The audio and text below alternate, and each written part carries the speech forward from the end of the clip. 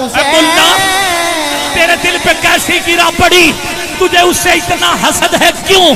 तेरे दिल पे मैं क्या छोड़ूं क्या पढ़ूं? तेरे दिल पे कैसी गिरा पड़ी, तुझे उससे इतना हसद है क्यों?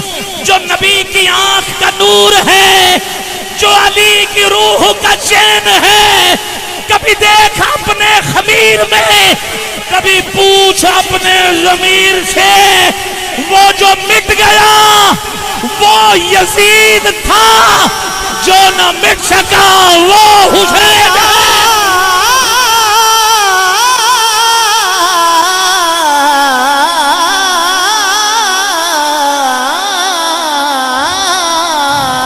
हुसैन, सैयद ने मुझे कहा एक शेर पढ़ने दे, भूल जाऊंगा।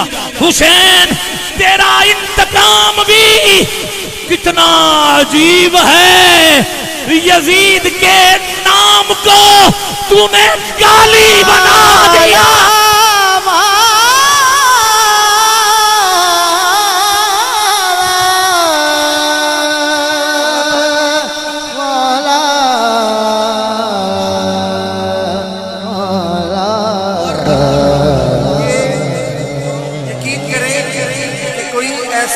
आंख नहीं है जो नम नहीं है, ये कबूलियत का घड़ी है।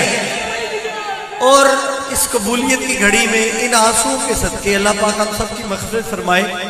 और सदात के घर से आबिद भाई को एक उम्रे का टिकट भी मिल गया।